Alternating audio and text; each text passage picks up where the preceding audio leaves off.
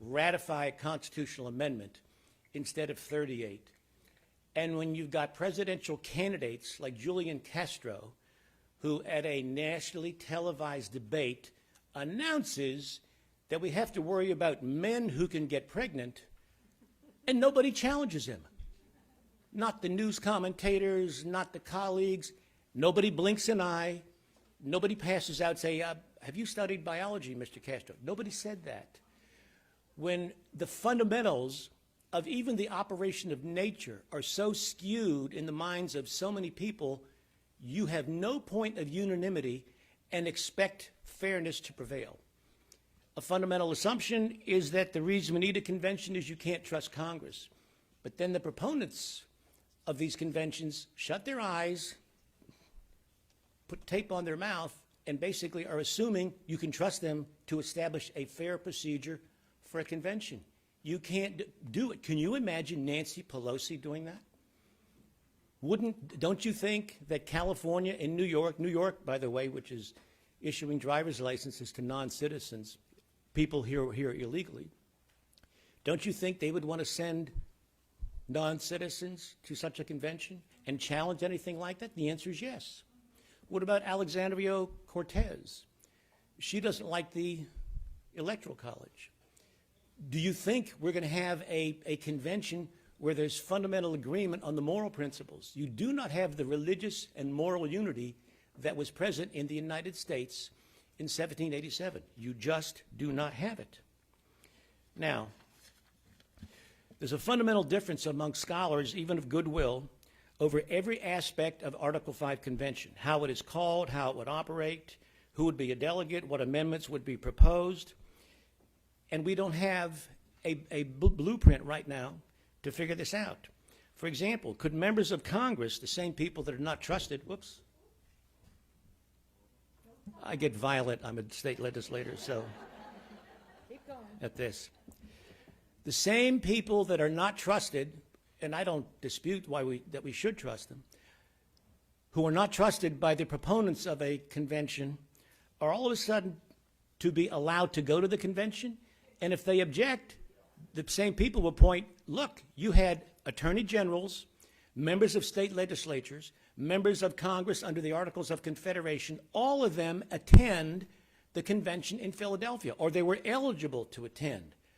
So why would Nancy Pelosi exclude herself from appearing or presiding even at such a constitutional convention? The answer is they won't, because the precedent is on their side to do this.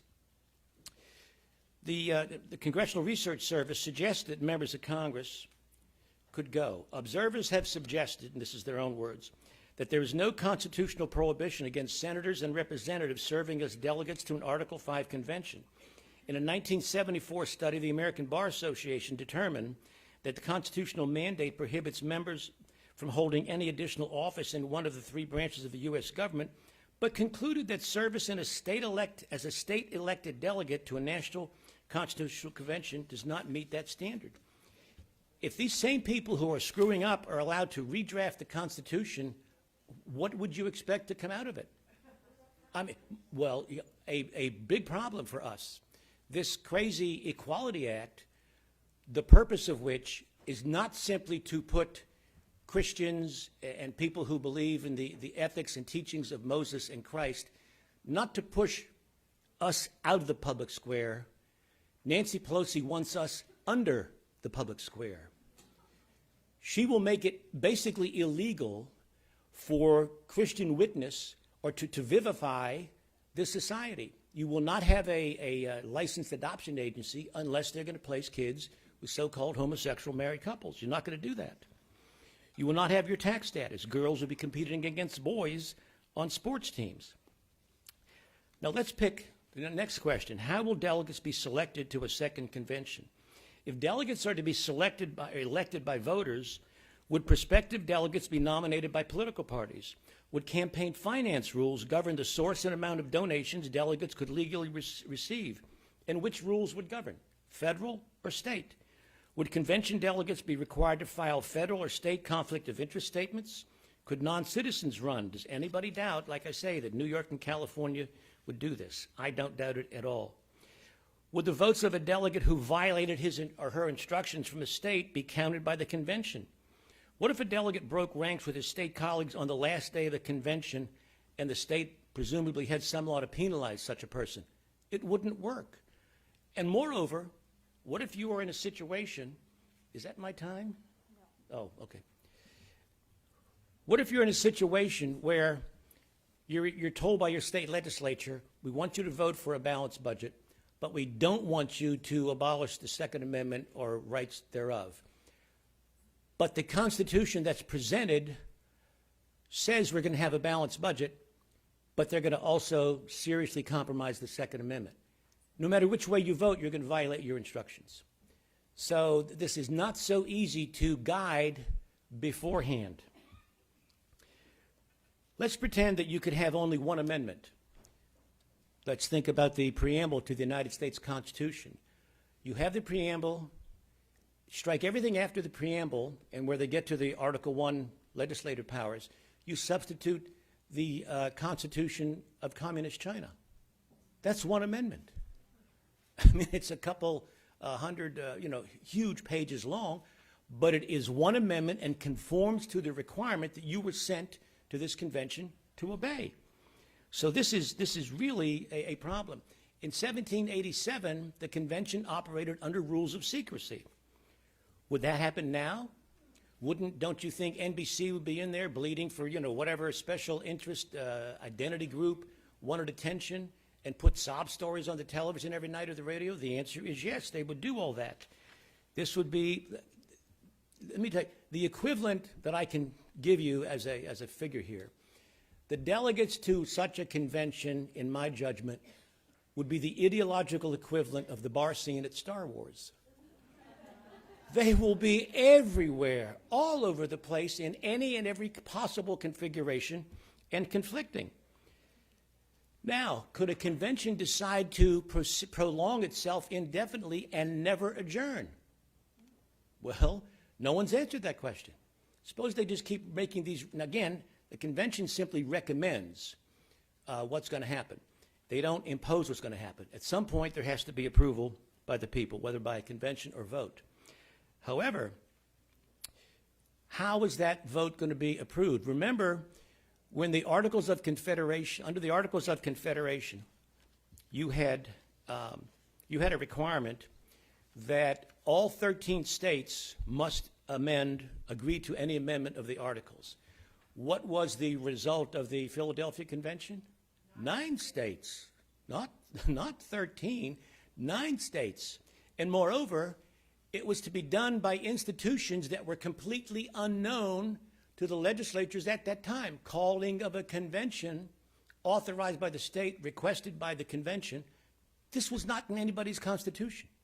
But that's how they did it. Suppose you had the convention here saying, we're going to have approval of our recommendations by a national vote.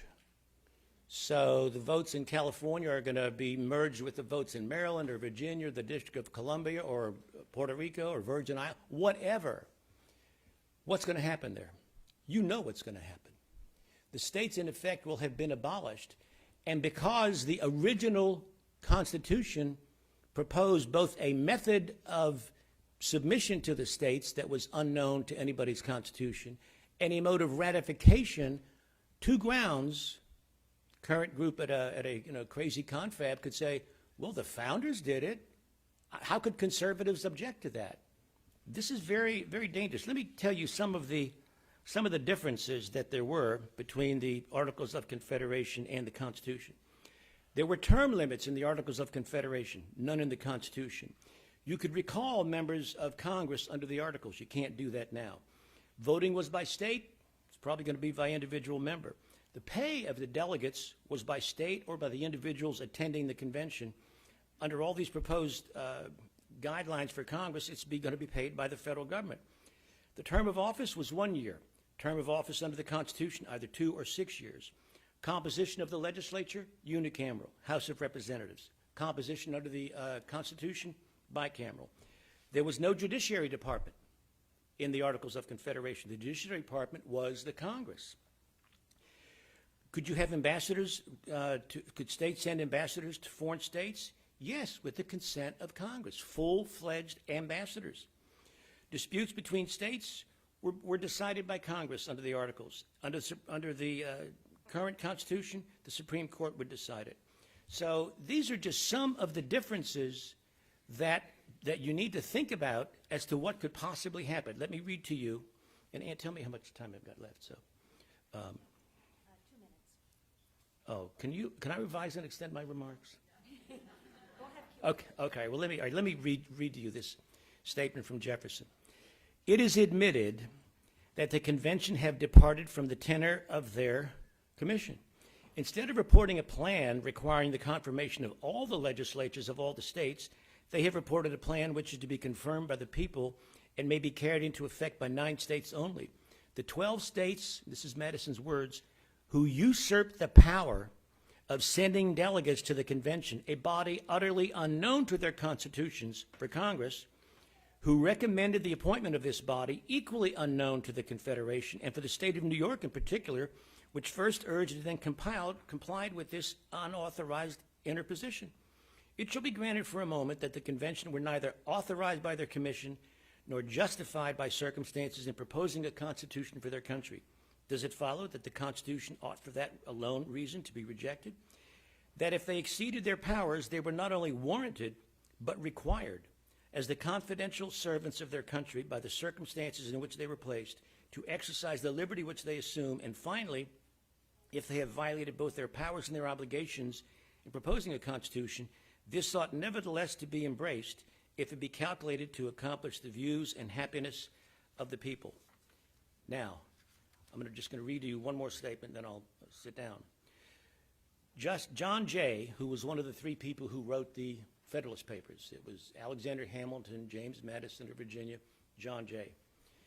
He wrote in the Federalist Papers, he was governor of New York initially, Providence has pleased to give us this one connected country to one united people, a people descended from the same ancestors, speaking the same language, not put you on hold and you can, go to the other language, professing the same religion, attached to the same principles of government, very similar to their manners and customs. We don't have that anymore. This is like putting a group of gamblers and alcoholics, lock them in a room, and expect them to come out with, one of Shakespeare's sonnets. It's not going to happen. This is very dangerous to proceed this way. The only real successful way is to everybody who's here to get out and walk precincts. Why do I say that? Jane Fonda wrote an article in the Washington Post about 3.5 weeks ago, she's 81 years old, talking about walking in Scranton, Pennsylvania, knocking on doors. This is the ultimate, this is the gold standard of what you need to do to regain power. Meetings like this are excellent to learn the issues and identify who can do this, but we have got to get out there and either walk door to door or make live phone calls. And thank you. I'll answer questions later.